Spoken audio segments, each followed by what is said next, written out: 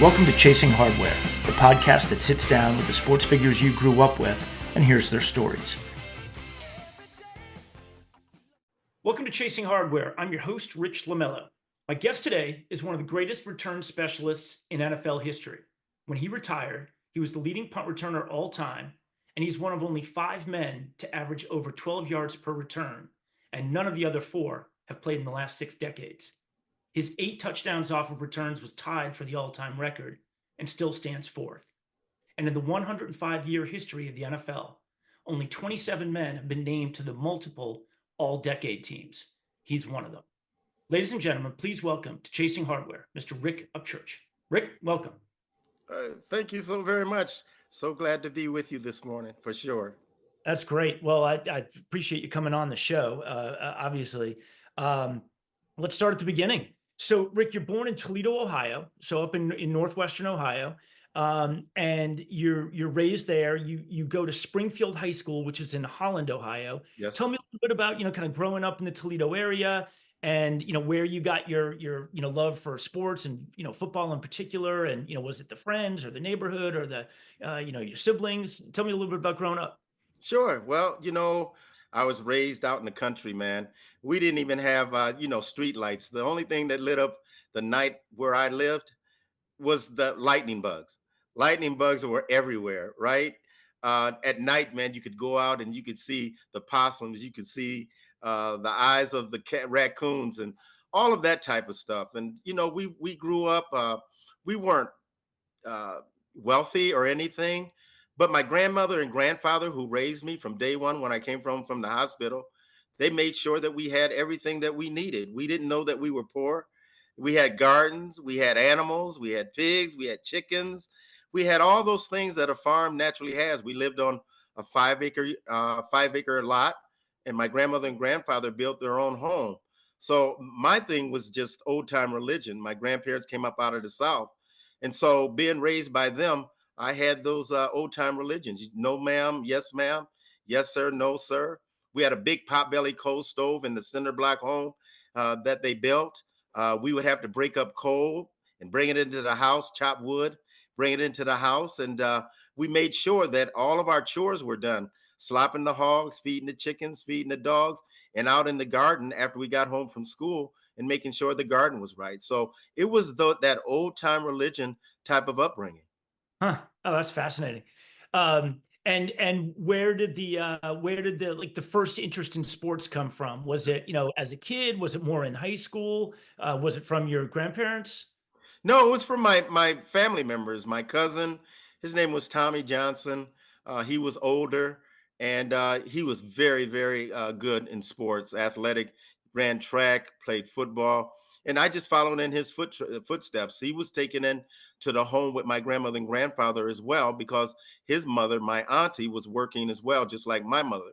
That's Mm. why my grandmother and grandfather took us in to make sure that we were taken care of. And so my cousin, I followed it around with him like a little duckling behind a mother, and I just watched him play. And we played in the yards, in the neighborhood that we were in, of maybe about 500 families and that whole deal. And so we would all get together and go out and play sports, baseball, play basketball, play soccer, do all of those things outside. We had the big yard to do all those things.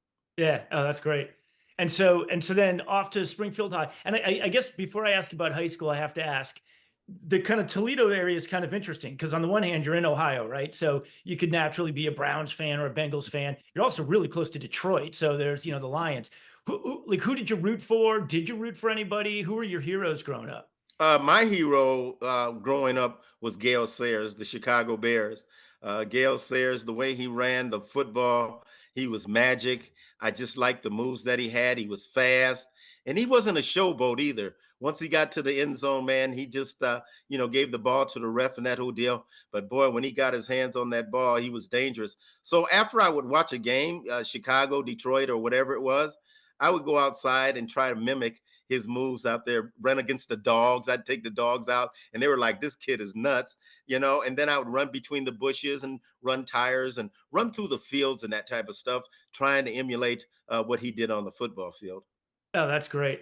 You must have loved it then when I think it was the NFL Network put out their list of, top 10 return specialists of all time. And obviously you're in that list, and so is Gail Sayers. Kind of be cool Yes. to be in the same list as your hero.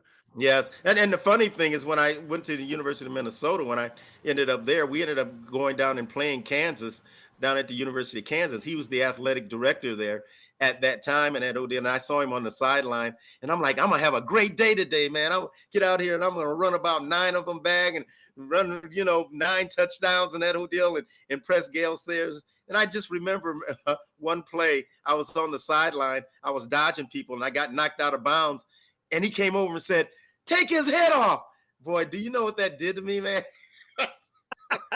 You're my hero, man. What are you My doing? hero, man, and you're telling him to take my head off. So yeah, I mean, Gail Sayers was my guy. He really, really was. Okay. Oh, that's cool. Well, that's a pretty good hero to have. So then you get to Springfield High School, and you're a running back in high school? I was a running back, kick returner, wide receiver, all those things. I did all four. Okay, got it. And you guys win a conference championship your senior year, right? Yes, yes. My senior year, we won a championship, and it was the first one the school had ever had. And the thing about it, it was a three-way tie that Friday evening, Friday nights under the light, three-way tie.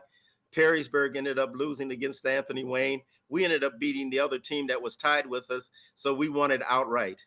Oh, that's awesome. That's great. Yes, yes, yes, yes.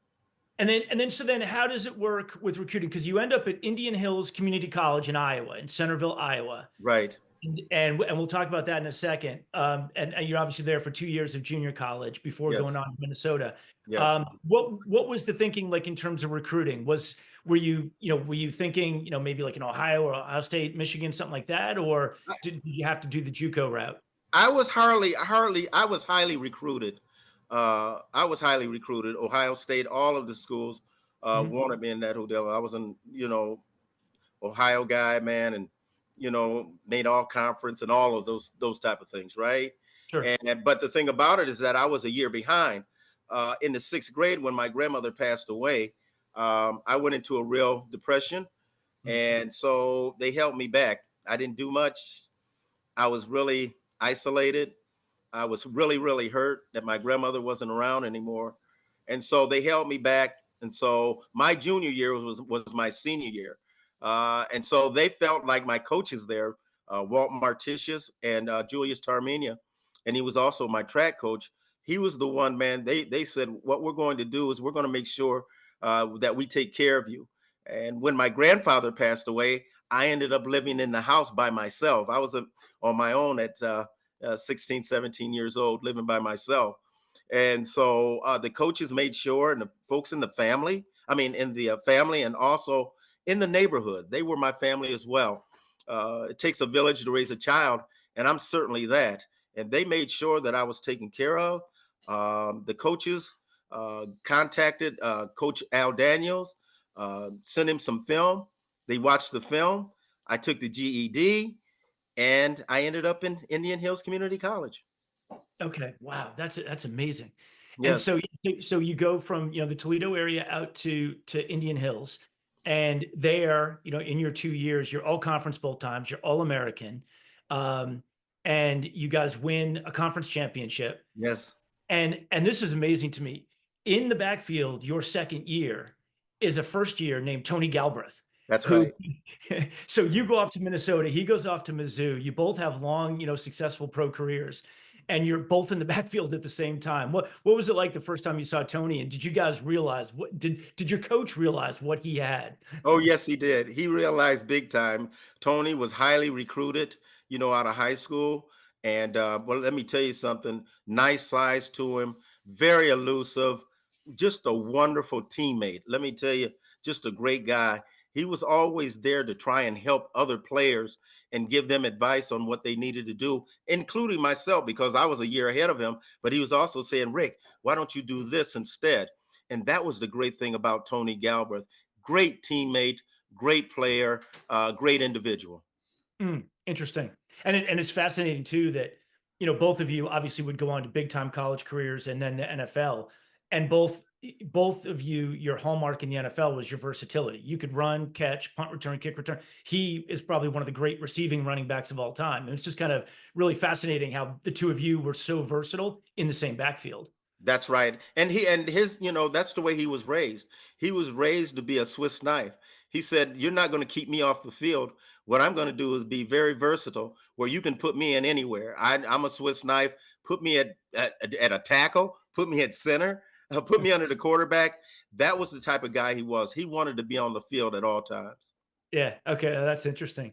And so there you are at Indian Hills. You're having, a huge amount of success. How do you end up at Minnesota? What was kind of the decision? Was it Minnesota and other schools, or was it Minnesota all the way? Well, being there at Indian Hills Community College for 2 years, there wasn't much there, bro. Let me tell you, there was one stoplight, and that was it. You were in and out of that town. And so, being there, I was looking for something bigger and better. I had over 125 offers, Wow. from all the schools and that whole deal. And I went to Nebraska. I thought Nebraska would be the right place for me. Visited the University of Florida, University of USC, and I also went to Grambling at HBCU as well, with the Mhm. great Eddie Robinson there, and visited there as well. And then I went to the Twin Cities of Minneapolis and saw the big IDS building, and the city life was great.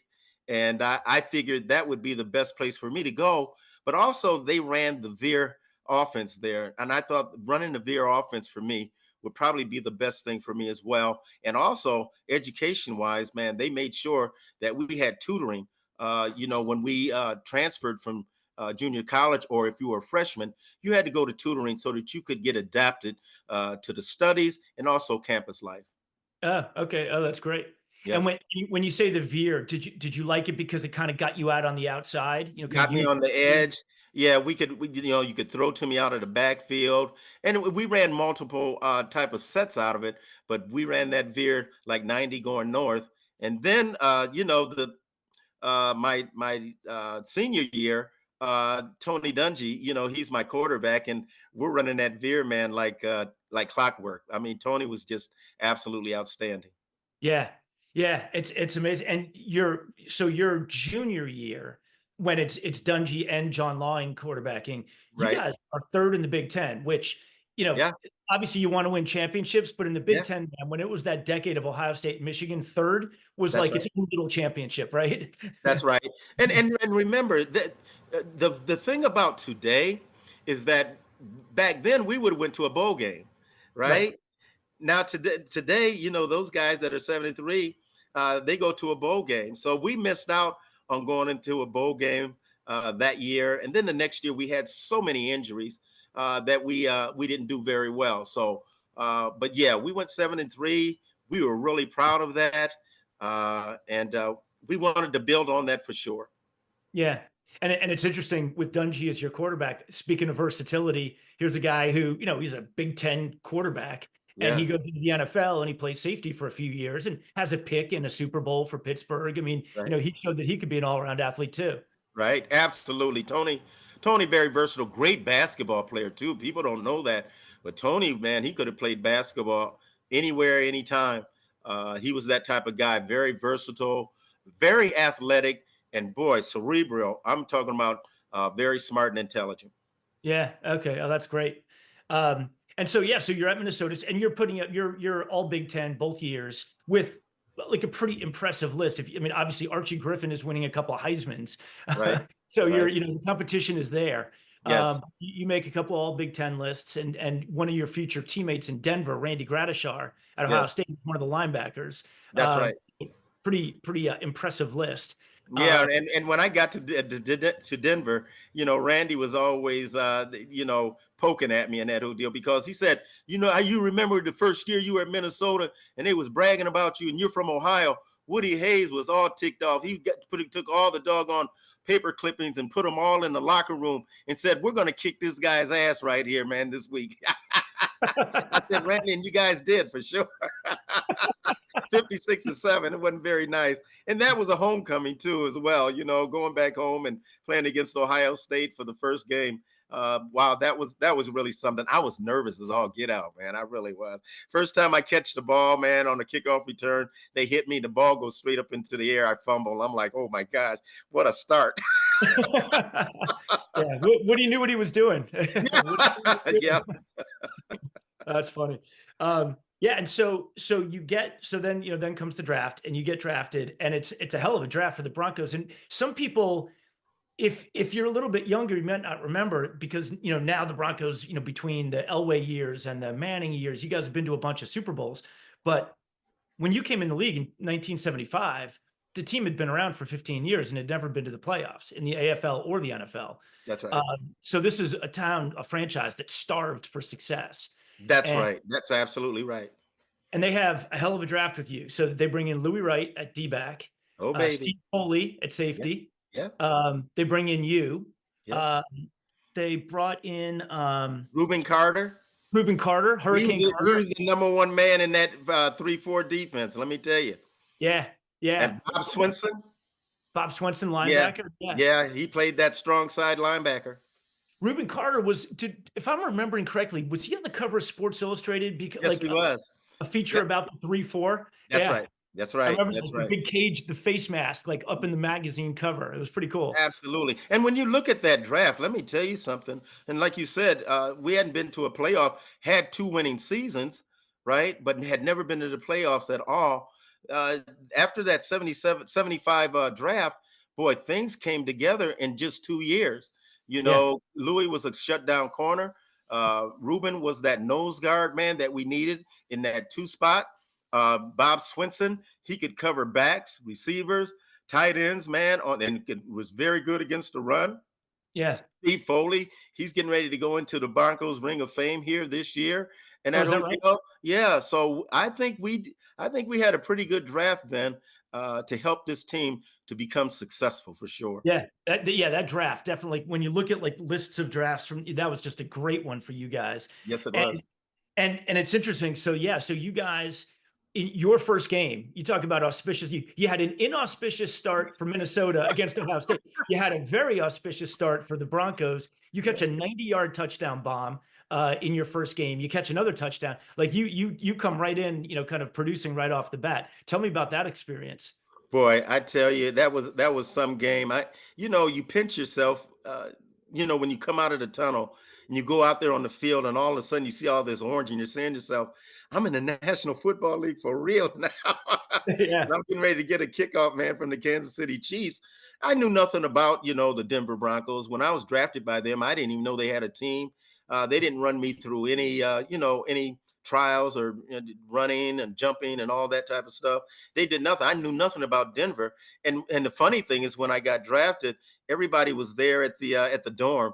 And when they called me and says, "You're going to the Denver Broncos," I'm like, "Denver Broncos? Who is that?" And Tony Dungy goes in and gets a map and he pulls it out, and we're all looking, man, down there. There's Denver right there. that's awesome. I had no idea. But I didn't Kansas City. I knew nothing about the rivalry that they had. But the only thing I knew was this: that Floyd Little, when we went back for the initial kickoff, he said, "Rook, are you ready?" I says, "Well, I'm as ready as I'm ever going to be, big dog." And he says, "Okay, when the ball comes, man, you say me, or you when it comes." And so the ball comes to me, and I run this thing, and I get hit. My helmet gets cracked. I get knocked out. I'm looking through the ear hole. I'm like, "What the frick is this?" And then they take me over to the sideline and give me some smelling salts, and I'm still dazed. I'm still dazed. And then Haven Moses, he ends up getting injured. Now I'm thrown in as the starting wide receiver. Yeah, that's amazing. And you catch 150 yards worth of passes that day. Yeah, went for 284, two touchdowns, still a record today. Yeah, yeah, incredible. And that's actually something I was going to ask about because it's amazing. This is obviously the pre-free agency era.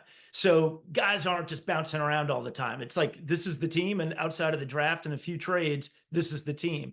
And so for the first almost, two-thirds of your career, the receiving core is, and obviously you're also focused on punt and kick return, but it's you, Haven Moses, Jack Dolbin, and Right, then Wally Odom's at tight end. And then, right. obviously a couple of other guys moving in and out. Hmm. And it's a fascinating group because here's Haven Moses, San Diego State, Don Coryell guy, That's like right. classic passing offense, before its time. That's right. Then there's you, who's a running back, who's doing all this other stuff. And then there's Jack Dolbin, who people might forget, but he had a couple of years where he put up great numbers, Hmm. and he graduates college and then spends like 4 years in the wilderness. He's playing like semi-pro ball in like Scranton. And then somehow, like the World Football League comes around, he makes a team, does well. All of a sudden, he's the starting receiver for the Broncos with you. Yeah. How many Yeah. guys can have more different backgrounds? Well, I'm telling you, but the thing about it, we all were just hungry. And that's what brought us all together. We're all Yeah. there for the same common cause, and that's to make this Denver Bronco football team a winner and be respected in the National Football League. And we were all on the same page as far as that was concerned. And, like you said, the background that Jack had, he was about winning. He wanted to win, and he was a great teammate for sure. He was a chiropractor as well, so he would give us adjustments before the game, too. So that was a good thing. That's pretty funny. That's great. And that first year or two, your quarterbacks are Charlie Johnson and Steve Ramsey. Right. And I had the chance to interview Jim Hart on the show a couple months ago, and he obviously spent some time with Charlie Johnson in St. Louis and couldn't speak highly enough of him. Yeah. And obviously like a real veteran quarterback at that point. What's it like coming in and playing with a guy like him as a young It, guy? it was great, and my condolences to the Johnsons family. We just lost Charlie, last week in that whole deal. Let me tell you, a true leader, true mentor, and let me tell you something. His demeanor with you was about building you up and making you believe in yourself and what you could accomplish. And I remember when I came into the huddle. Now, understand, being a running back, most of my life, and doing some stuff out of the backfield, catching the ball, catching passes, and that whole deal, right? But I didn't understand how to run patterns. I didn't. I'm running patterns maybe at 4-3. You know what I'm saying? You can't go through a zone, man, flashing through there. You're a flash, man. I can't get the ball to you. So slow down. You know what I'm saying? So I'm learning, and so to be thrown in the very first game after getting a concussion, and then going out there and performing, Charlie, I have to really tell you, Charlie was my leader. He was a great leader, a great teammate. He says, man, when I got in the huddle, he says, look, Rick, just follow my lead, okay? I said, Charlie, I'm gonna do every bit of that for sure. And we saw what the results was when I followed his leadership. Yeah. Oh, that's cool. And at tight end, I mentioned Riley Odoms. Here's a Oh guy yeah, who come on. is up until a year or two ago, along with Mike Ditka, was the highest drafted tight end in history. That's And right. you talk about underrated. This guy, like, because he was always putting up, 500 or 600 yards receiving a year when Come on, tight ends man. weren't normally doing that. Yep. Yep. And, until Winslow came along, that wasn't a thing. Yeah. So incredibly productive tight end. What was it like working with him? It was outstanding because once again, Riley, once again, another great teammate, great leader. He took me to the side and says, Rick, when you're catching passes, man, you have to look at the ball. You have to look at the middle of the ball. Just find the middle of the ball and follow it into your hands. And he would help me, man, as far as patterns were concerned, getting off the line and those type of things. And Riley was he was like my big brother. Him and Haven Moses were just like my big brothers, and they knew the potential that I had, and they really really worked with me. They really did. Riley, once again, you got to look. Dave Casper and Russ Francis and Ozzie Newsome and all those guys were great. But let me tell you, Riley Odoms could block, he could catch, and he could run. He could do all of it. Yeah, oh, that's cool. And you mentioned him earlier, but you come into the team, and if the Broncos had one star in their, in the 10 years prior to you getting there, it's got to be Floyd Little. And you come into and now he's in the Hall of Fame. Took a while, it took longer than it should have. But tell me a little bit about kind of playing with Floyd as a young guy. Oh, Floyd, once again, that leadership, right? He's stellar. He's the one that helped keep the Denver Broncos there in Denver. Went around and rallied the folks there and rallied the administration, rallied the state. Hey man, we got to keep the Denver Broncos here, man. We got something brewing, and we can do some positive things. And then just his play alone uh, was just inspirational. I mean, a great ball player, great football player, great human being, very smart, very intelligent, great leadership with this guy, man. Let me tell you something, and we certainly miss him. And he was funny. He was the biggest prankster in the whole wide world. Just a great guy to be around. Oh, that's cool.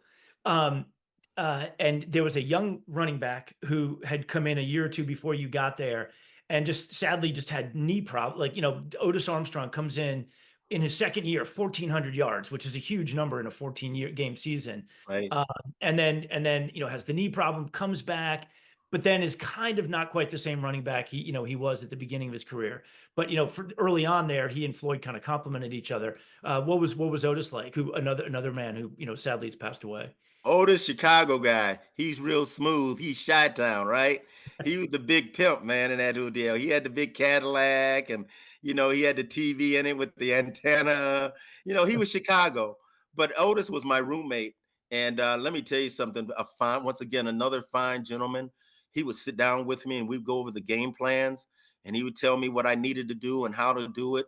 And we would boast each other up, man, right before the game, especially the night before the game. We're all intense and we're going through the playbooks and that deal. And Otis, man, coming from Purdue, being Big Ten, both of us, we bragged a lot about the Big Ten and that deal. Just a fine guy, just a fine gentleman, hard runner, thick, very elusive. And let me tell you something. You couldn't find a better individual as far as his family was concerned too. Fine, fine family. Yeah, that's cool. Um, uh, and then the head coach at the time was John Ralston, Yeah. who had been at Stanford, had had a ton of success, winning Rose Bowls, and Jim Plunkett was his quarterback. Obviously, kind of an offensive minded guy. What was it like playing for Ralston those first couple John years? John Ralston was a cheerleader. He was a cheerleader. He wasn't really an X and O guy, but Right. he knew talent, and he would go out and get the talent and help let Max Coley put together the offense. I remember one game. This is probably what got him fired. Is that in '76 we went 9-5. If we had beat, I forget the team we should have beat. I think it was Houston. If we would have beat Houston, we would have went on to the playoffs in that whole deal. Max Coley got ill. We had no offensive coordinator. John tried to call the plays, and it didn't work out very well. And that's when everybody, sat down and says, "I think we need a change here." Great recruiter, great guy, man, bringing in talent, but the X's and O's, he just wasn't quite there. But just a fine gentleman as well. He really Okay. was. Yep. Interesting. And so then they bring in Red Miller. And I remember right off the bat, he came in from the Patriots. He was a Chuck Fairbanks guy. Right. And he comes in and right away you guys are winning. You guys 12-2 his first year. And I remember it was, Bronco Mania and the Orange Crush. And, they were like, I remember reading articles about, should he change his name from Red Miller to Orange Miller? And but I Oh, mean, it's like all of a sudden, this, you guys were like on the cover of every magazine and you were everywhere. It was just amazing. And that defense was crazy. I was looking through it. One time, the defense allowed more than 14 points during the regular season. I mean, yep. the defense was just, on fire. Yep. Tell me about that, like that energy, like when Red came in and that, the energy he brought. Well, Red came in no nonsense, right? One of the players, let me tell you, one of the players, his name was Glenn Hyde. He challenged him because Glenn was a wrestler, right? And Red Miller was a champion wrestler as well, Hmm. in high school and in college. He said, "I'm a leatherneck," you know what I'm saying, out of Western Illinois. And he Right. says, "Man, I'll kick your ass." You know what I'm saying? And we're like, "Okay, okay, coach. Hey, it's all good, big dog." And so one of the players challenged him, man. We got a circle and we put it around him and that whole deal. And I'm talking about in less than 10 seconds, he had Glenn Hyde on his back and had him pinned in that whole deal. He says, "Do you guys think I'm messing around now?" Everybody fell in line for sure and knew Red was for real, man. I've never heard that. That's fantastic. Oh yeah, man, that was some good stuff. We're like, okay, let's fall in line with Coach, man. Let's follow his lead. And he was a leader. He was the guy that made us believe in ourselves that we could accomplish the goal of going to a Super Bowl and winning a championship and that whole deal. And he made us practice that way. He instilled that in us, and that was the culture in the locker room when Red came. That hey, man, I'm a leatherneck, and man, you're gonna have to beat me. Yeah. Oh, wow. And that postseason, I mean, sometimes you get, I don't want to say a bye, but sometimes you get like, a slightly easier game or something. You guys had to go through the teeth of the dragon. You had to play the Steelers and the Raiders, right? Like you We were going to sure have to did. earn your trip to the Super Bowl. We Um, sure did. yeah. So So you guys knock off the Steelers and the Raiders. What's that feeling like in the locker room when you've knocked off the Raiders? It was a close game. You win by 3, and now you're going to the Super Bowl. What's that feeling like? We were like Tommy Jackson said, do they believe now? Do we believe now? Because if you remember, we didn't get much TV exposure Right. because we were sitting right there in the Rocky Mountain region, and there was no other team except for us. The closest team was Kansas City, and so to get exposure, we knew we had to do something real special. And so when we started winning, now the networks want to watch us and see us. And then when we went to the Super Bowl 77 and 78, now we have the attention of the United States of America, and we got the attention of the networks now. We're winning. And then we come back and we win the next year. And then we come back and we win the next year. So now that we're winning, we're starting to get that exposure that the Orange Crush and this Denver organization and football team is pretty doggone good. Yeah, yeah, and it's funny you mentioned the Tom Jackson. I can remember that so vividly in the locker room, and he's like Yeah, the passes are off, and he's like, "Do they believe you now? Do they believe us now? Do they believe us now?" That's great. Another Ohio guy, right? that's right. That's right. Out of Cleveland. Uh-huh. Guy. And that Super Bowl was it's funny. I've had the chance to talk to a couple of the Cowboys, like Charlie Waters and Cliff Harris, and they're like, "Man, that game was just ridiculous. Like we were all turning the ball over all over the place." Yeah. You guys had 7 turnovers in the first half. It's almost impossible to do that. Yeah. Um, and yet still the game was not out of hand. Yeah. Uh, and when Butch Johnson made that just insane catch, the diving, holds Right. the just long enough on the ensuing kickoff, you take it about 65, 60, like 65 or 70 yards, 67. Mhm. 67 yards, a Super Bowl record at the time. Yes. And if for the listener, if you go back and watch the kickoff, the return, the craziest thing about it is, like most returns, 30 yards in, you kind of elude a couple of guys.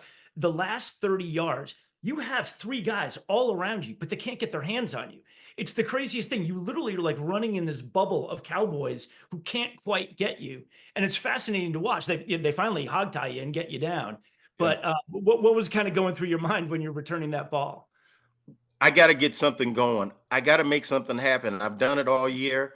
I've done it in my career. I've been able to spark this team. I know I can do it again if I can just get my hands on the ball at the right time. And when they kick the ball to me in that whole deal, in my mind, I said to myself, I'm going to do something big. And I was determined. And those guys, like you said, that were reaching for me and trying to grab me and bring me down, I said, no, it's going to take more than just you guys to bring me down. I got to get something going. And that led to our first touchdown in that whole deal. Brought us to 20-10, I think it was. Yeah. But also in that game, man, early in the game, we had our opportunities. Tony Hill fumbled the ball down on the 5-yard line on the punt return. John Schultz rolls over the ball at the 1-yard line. It goes into the end zone. Otherwise, it's 7-0 right now, Denver Broncos. Then Haven Moses, he's I think about 7 yards, 10 yards behind Benny Barnes, man, on a post pattern. Craig gets hit and he underthrows it. We're up 14-0 in the first quarter, and we didn't take advantage of those opportunities. They took advantage of their opportunities. Yeah.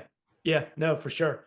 Yeah. It's well, and Randy White and Harvey Martin were MVPs, I think, because they got a couple of those hits on him, like, as he's getting rid of the ball. Oh, yeah. And yeah, it's just, yeah, no, for sure. And like when you read that, you're like, wait a second, like, most teams don't even have 7 possessions in a half, let alone the opportunity to turn the ball over 7 That's, times. that's right. That's Yeah, the right. fact that it wasn't a blowout was almost a testament to you guys at that Well, point. that defense was awful good. Again, they raised to the occasion. And Dallas, I think they had 4 fumbles as well.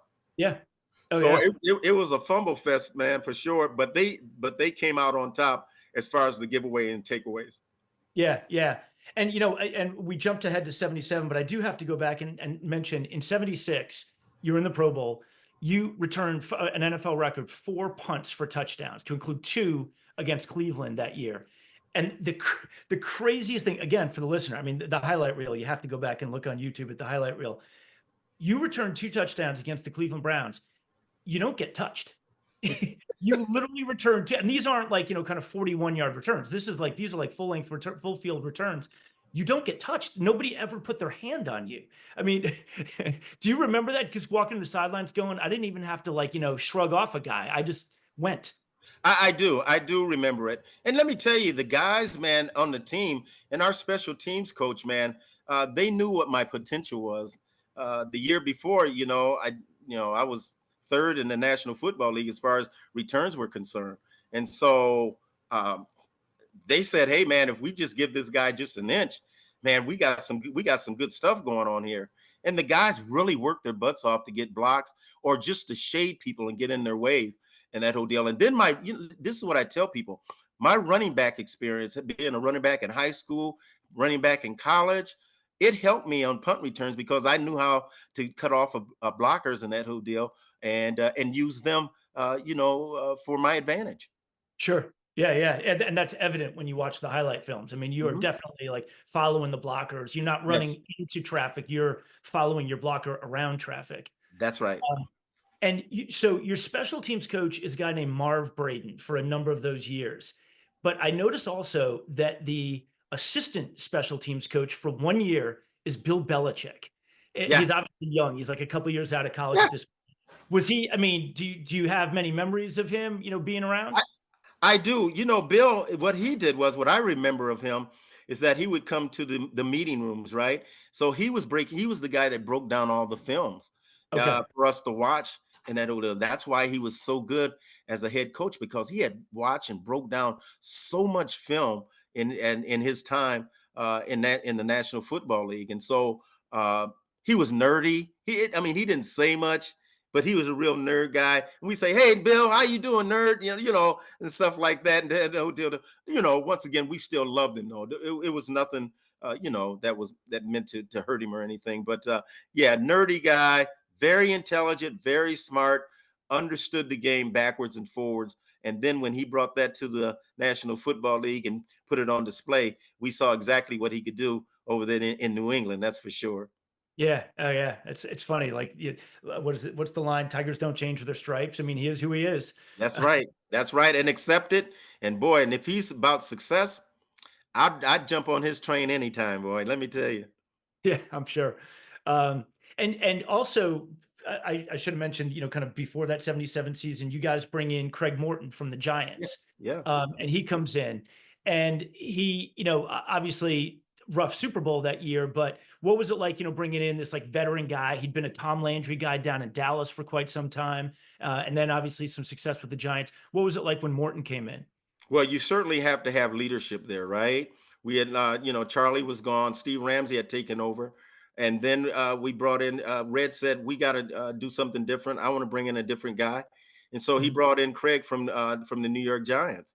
And Craig came in. He says, I'm about leadership. He says, guys, man, I'm about leadership. You're going to follow my lead and do what I ask you to do because I'm the quarterback. And I'm like, that makes sense.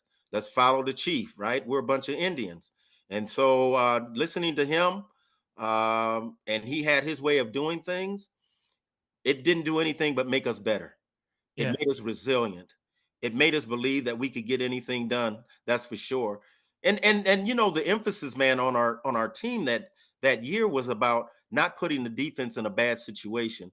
And so we didn't throw the ball that much. We ran the football a lot so that we didn't turn the ball over and put the defense in a bad situation. So, that was Red's, that was his, I mean, that was Craig Morton. Craig said, "Hey, we're not going to turn the football over. What we're going to do is we're going to manage this game and make sure that we don't put our defense in a bad situation." Hmm, interesting. And it's also it's really interesting looking for that like kind of 4 or 5 year window. Those teams, you hear about like now in the NFL, right? For the last 15 years or so, you hear about running back by committee. Like you Mhm, rarely have like the 1,500-yard guy anymore. You have mhm, two or three 700-yard guys or 600-yard guys. mhm, mhm, And you guys were doing that 40 years ago, 50 years mhm, ago. mhm, You had, well, when Otis's career, when he was no longer like the 1,500-yard guy, mhm, all of a sudden he's 400 yards. Lytle is 400 yards. mhm. Jim Jensen, John Keyworth. I mean, Larry Canada. There were like 4 or 5 guys who would each get 350 to 550 yards. Right. And then at receiver, it was the same thing. You, Haven, Jack Dolbin, Riley Odoms, everybody's kind of getting, 300 to 500 yards of receiving every year. Like, Right. spread the ball around. Was that Right. it had to been a conscious decision? Well, that's how they wanted to use us. They wanted to spread the wealth around and get everybody involved. That way, you didn't have to, didn't focus in on one guy. But the M&M connection was the true connection as far as the passing game was concerned. Riley I'm sorry, Haven and Craig had a great you know, connection. And Right. so they understood each other. Both of them were veterans, right? And so they understood, man, how to beat the zones or how to beat man in that deal. For us, myself and Jack, we were about, man, we were the second thought, right? In his progression, he would look to Haven first and then check down to myself and Jack. And then Riley, you know what we did with him. Tight ends had their hands on the ground back then, if you Yeah. remember. Yeah. They didn't stand up. They weren't in the slot. They weren't split out that much at all. They were used for blocking, and then if they got off the line, they were usually on a little safety or on a linebacker.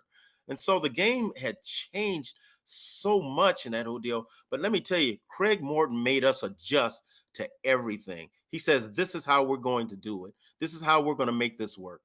Hmm. Okay. Oh, wow, that's great. And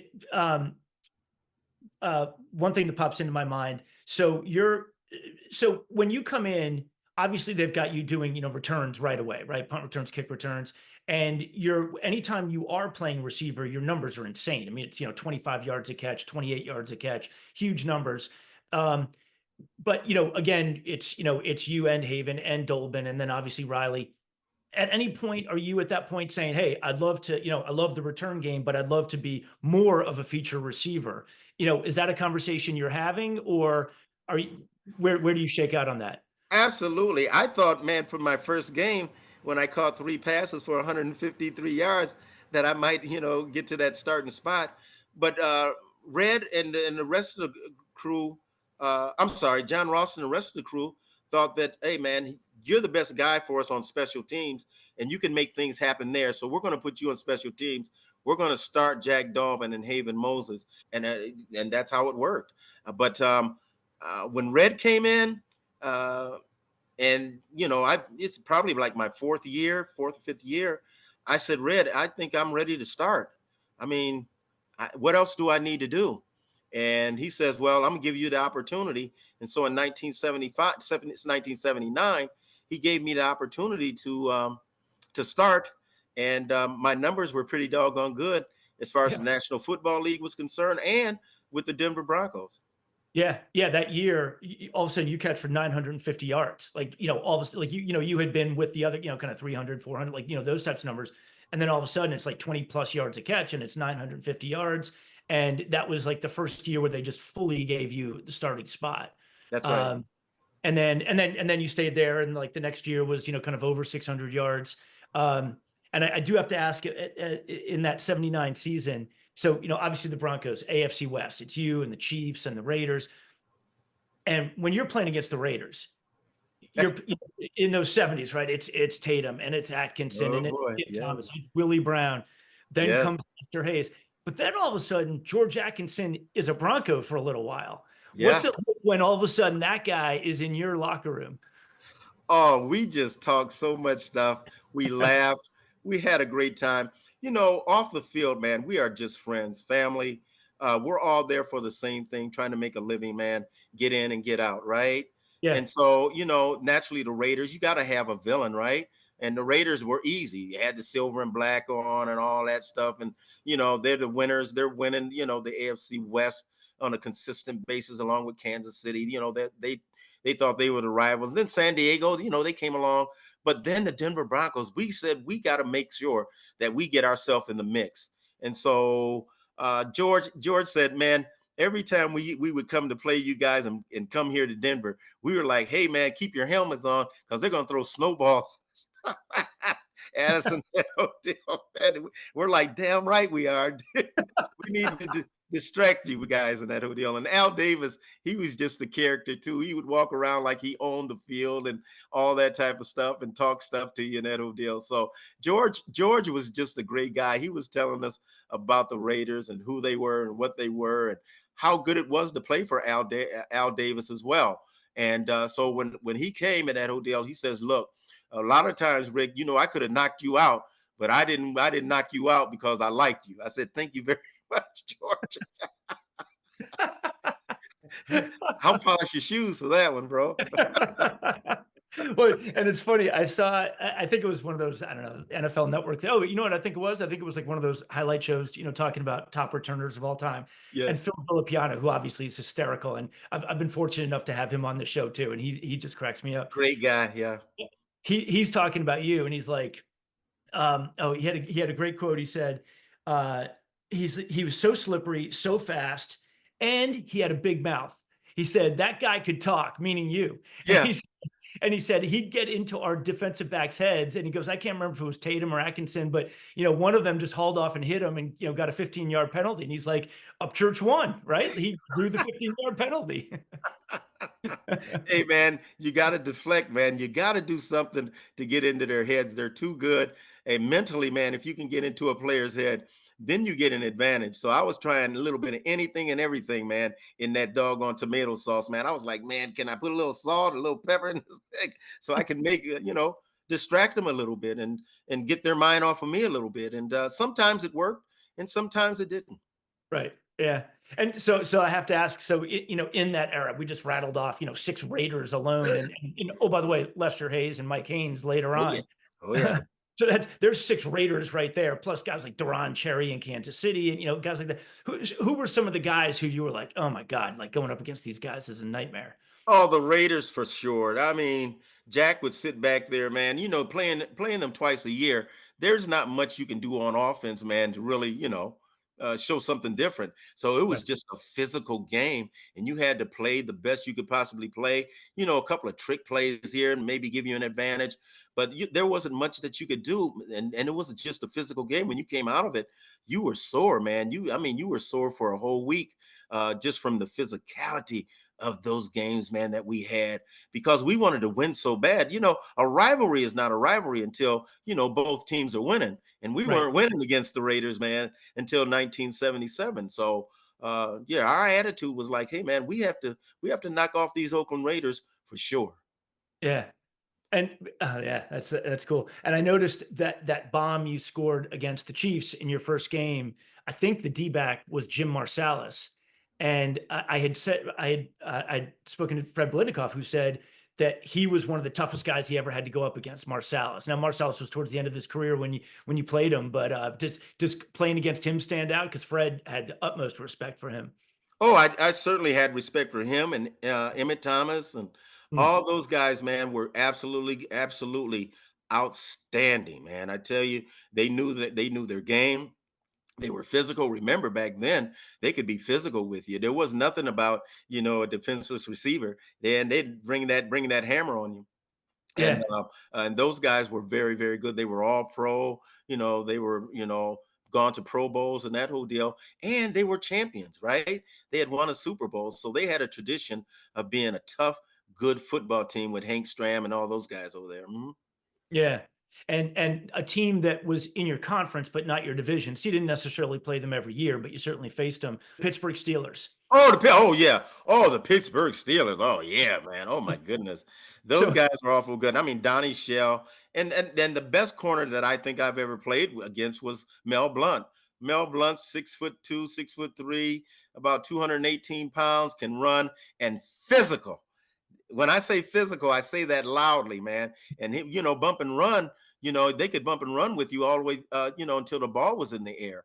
And so Mel, man, was that type of physical guy. And if you remember the Mel Blunt rule, because he was getting the receivers and throwing them down on their heads and all kinds of stuff. So, yeah, oh yeah, the Pittsburgh Steelers were Donnie Shell and all those guys were absolutely great. yeah, yeah, you know you're doing something right when they name a rule after you, basically. That's pretty funny. And so then um, uh, there's an ownership change, and Red is let go, and they bring in Dan Reeves. And kind of like you, he's kind of a running back, receiver. He could throw the ball. You could throw the ball a little bit. There were every year you had like a couple of pass attempts in the stats. Sure. Um, when Reeves comes in, does he see a little bit of something, a little bit of himself in you? Did you guys ever, kind of have those kind of like that kind of Swiss Army knife thing? No, not too much. Dan was like when he first came in, he was just trying to learn who we were, Mhm. what we could do, and how his offense, man, he can integrate us into his offense that he brought from Dallas. Now, understand when he came from Dallas, things changed a lot. Let me tell you. You remember, even is where right side, right? 0, 2, 4, 6, 8, right? Yep. He changed all that and flipped it from how the defense looked and that whole deal. So now the right side is 1, 3, 5, 7. And so guys were all messed up. And that's how Tom Landry did it down in Dallas. So he brought that with us. Boy, it was Barnum and Bailey, man, the first couple of weeks. Linemen were running into each when we would go into motion, the play completely changed, and we were running patterns, and we don't know what the heck we're doing. And it took some time to understand the philosophy of the offense and what he was trying to accomplish. For sure, it was difficult, but once you got understood it and understood how he was doing it and why he was doing it, then you bought into it, and it played out pretty well. Okay. Yeah. Yeah, for sure. Um, and you guys have one of in the 16 game era, there's like two teams ever that went 10-6 and didn't make the playoffs. One of them, unfortunately, was that team. How frustrating is that for a team that puts together 10 wins in a 16 game season and doesn't get to go to the postseason? Sure, it's frustrating, but you have to take care of your business, right? Right. You know that it's going to be tough, and you know that you have to win. And when you start losing, 3 games in a row and that type of thing, that's not acceptable. And when it's not acceptable, that puts yourself and your team in a bad situation. And just so happens 10-6 just wasn't good enough, and we weren't good enough to go to the playoffs. Yeah. Yep. And one defensive lineman, we talked about Reuben Carter earlier. I have to ask about Lyle Alzado, who was Oh, there kind of the first 4 or 5 years. yeah, There's wild men, and then there's wild men. yeah, loud. Loud, loud, loud. Let me tell you something. When you got there, Loud, the first thing he did, he was a showman, guys. He really was. He was a showman.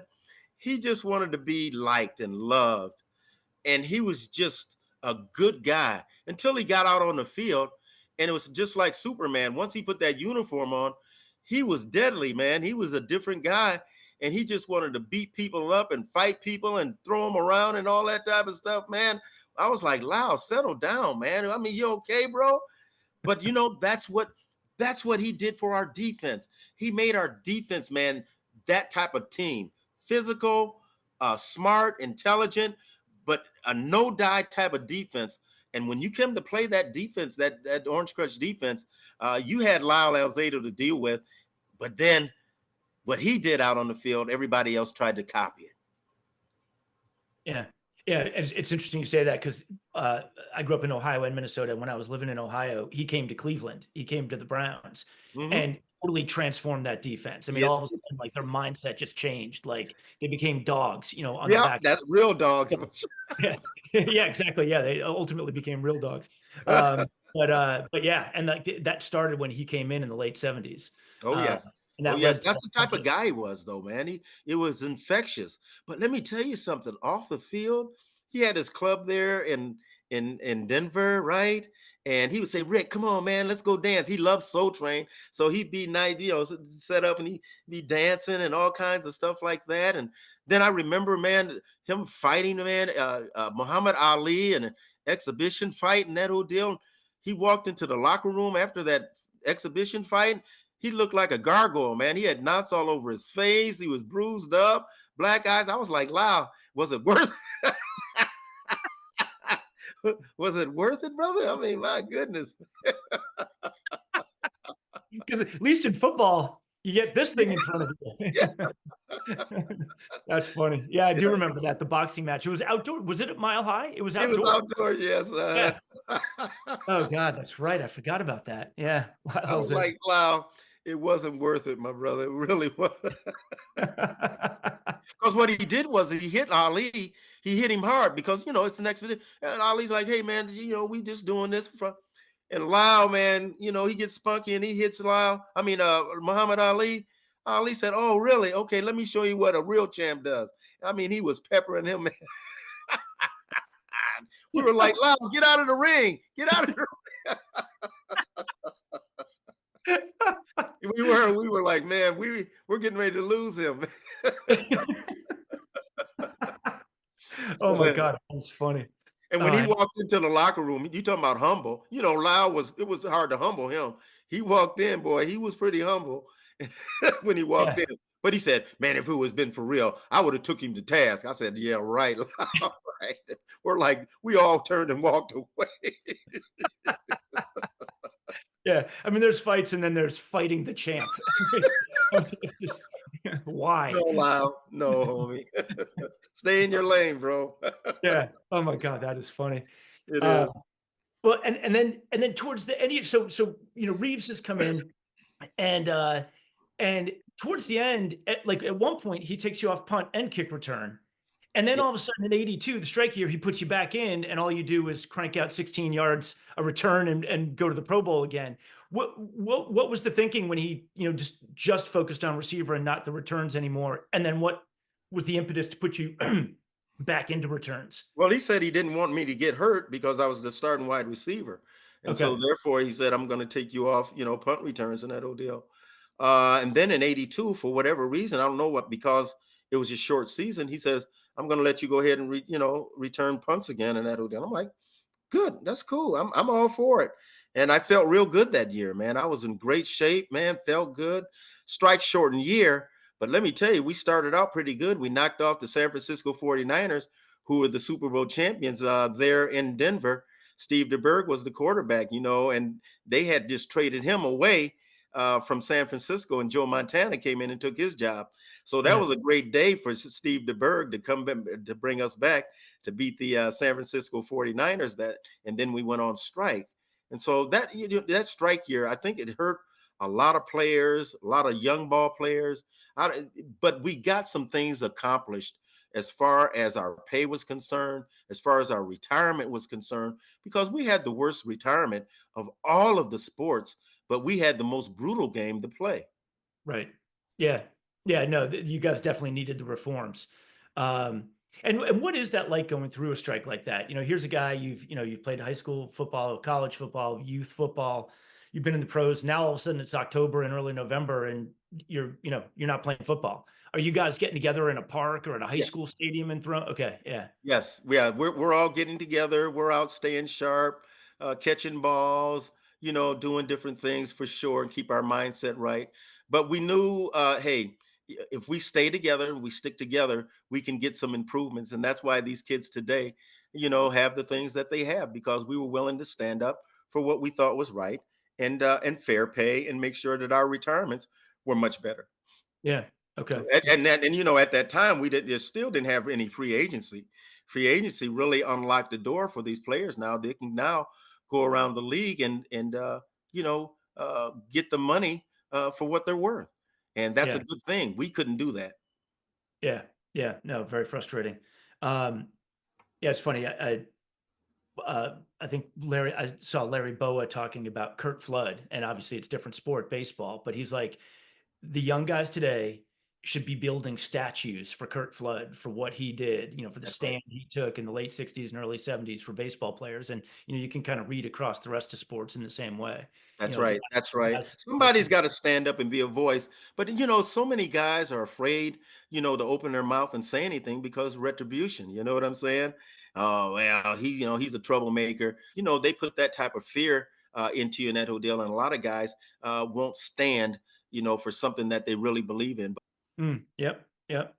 And then and then it's fascinating. You talk about players with leverage. It doesn't happen very often where a guy can call his shot, but John Elway calls his shot. He's coming out. He doesn't want to play for the Colts. He That's tells right. them they draft him, and he's like, "I'm not coming."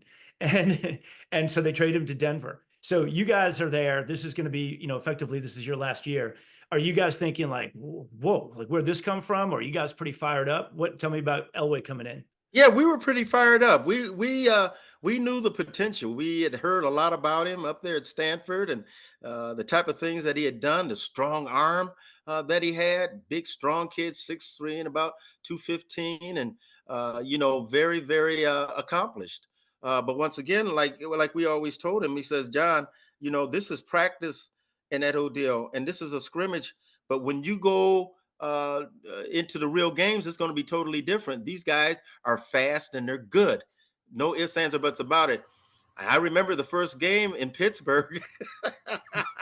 They had John on the run, man. They were blitzing from every angle you could possibly blitz from because John was the big name, right? He was the big millionaire guy. And so Sure. guys were like, shoot, let me get this big millionaire guy so that I can make some of this money. John was like a deer in headlights, man, that day, man. They were after him. Steve DeBerg came in and led us to victory there in Pittsburgh. But yeah, it was tough for John the first couple of years. He would come back to the huddle. CC says, these MFers are awful fast, man. I said, yeah, John, throw the ball, bro. Yeah, release. Yeah. Yeah, this isn't some defensive end from Cal. Oh, no, it's not. Oh, hell no. Oh, that's funny. Yeah, I saw somewhere where you said something like, Craig Morton could like, feather that ball in, get it right on the spot, and John just was throwing fastballs at us. Woo! Oh my goodness, he was breaking fingers and hitting people in the head and oh yeah. I mean, the thing about it is that his strong arm. He said, if I can't read this defense, I'm gonna muscle the ball in there. Now, Steve DeBerg was that type of guy where he could just lay it in your. It was like a pillow. He just Right. lay it in your hands, man. It was you could adjust to it and those type of things. But John, he could throw the ball 60 yards on a line. I'm not talking about with an arc on a line, bro. It's amazing. Yeah, Yeah, I guess that's his major league arm for you, right? that's right. I said, Baseball guy. John, I'm only at 12 yards. Right. Oh, that's funny. Um, and yeah, and so I guess I have to. So when you retire, you've had 8 punt returns for touchdowns, which is tied with Jack Christensen for the all-time record. Even to this day, outside of Devin Hester and I think Eric Metcalf and Brian Mitchell, you're still fourth with Christensen. There's only been, as I said at the top of the show, there's only been 5 guys in history average over 12 yards a return for their career. And I think it's you and the other 4, like we're playing in the 40s and the 50s and all that stuff. So, just to kind of highlight, how unique what you were doing at the time was. Um, when you went up again, like you're playing against Ray Guy, Hmm. arguably the greatest punter of all time, certainly top 2 or 3. Hmm. When you're playing against, like, are you studying film on punters and how the ball's coming off their foot and angles and all that stuff? Absolutely, for Mm, sure. You want to be sure of yourself when you're out there, returning punts and kickoffs because remember, man, it changed. You're talking about sudden change of field position, right? If you sure. fumble the ball, right? What's going to happen? The defense man is backed up or the offense is backed up. You put the defense and the offense in a bad situation. That's certainly not what you want to do. And then when you catch the ball, you don't want to dance around. You want to get yourself upfield. I don't care if it's 1 yard or 2 yards or 3 yards that you gain, you haven't lost any yards. And then what I would do is every day I would catch at least 50 punts every kind of way I could catch them. I would turn my back and they would punt the ball and I would run and find it. They would kick it to the sideline. They would kick it short. They would squib it. So I got comfortable with catching a ball. Didn't matter how it was coming down. Because a lot of times what I would do is when they would punt the ball, I could survey the field and then look up and find the ball. That's how comfortable I was in fielding punts and kickoffs. Oh, wow. And during the bulk of your career, certainly a good chunk of your career, not only are you going up against Ray Guy, basically your whole career, twice a year, but also Gerald Wilson is one of the top punters of that era for Kansas Mhm. City. You're seeing him twice a year. Right? Uh, who are some of the other, like, punters where, you just I don't know how to it's a little different than like a receiver saying, "Oh, who's the toughest guy to cover?" Or, a D-back saying, "Who's the toughest guy to cover?" Was it like were there punters who were tougher to catch off of? Is that a thing? Yeah, yeah. Let me tell you, with Ray Guy, he would outkick his coverage, right? Okay. And he would kick the ball over your head a lot of times, and he had tremendous hang time. He was the toughest for sure. Gerald Wilson, what he would do is he would kick the ball high and short, so then the cover men could get down and cover the field quickly in that whole deal. So, and the other punters, I don't remember their names because I didn't pay any attention to their names. I only paid attention to how they were punting the ball. And then right before the game would start, I would stand around and look at how they were punting the ball and I would count the hang time. Mm. 1001, 1002, 1003. And I would tell the guys, I go back and say, guys, he's got 4 or 5 second hang time. So if there's 4 or 5, keep dropping back. Don't drop up short, because now you're getting into the blockers and that deal too soon, and they're going to run past you. Keep dropping, keep dropping, keep dropping until I catch the ball, then turn and block these guys. So you Uh, had to time that stuff out, man, with the other guys and make sure that they could engage. And then that's when you can cut off of them and get yourself upfield. Yeah.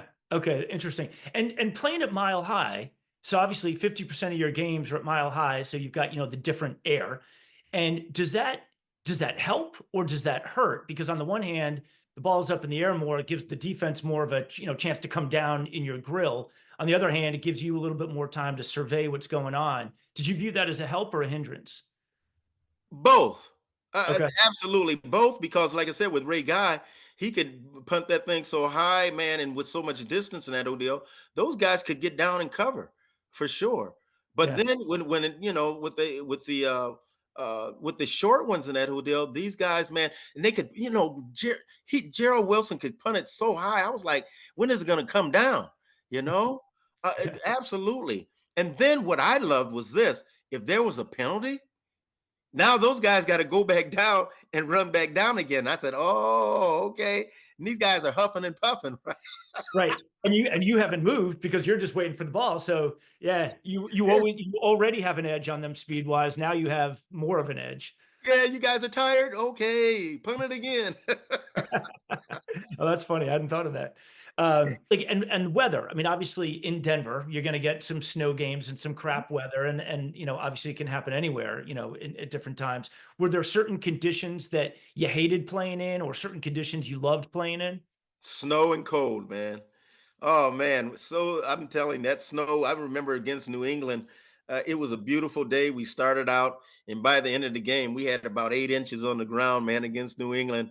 It was so cold, man, against that the Raider game, the championship game. I think it was about 5 degrees, man, and in that thin air too, man. It just burns your lungs in that ordeal. So. That thin air and stuff was just absolutely, it was crazy. And Yeah.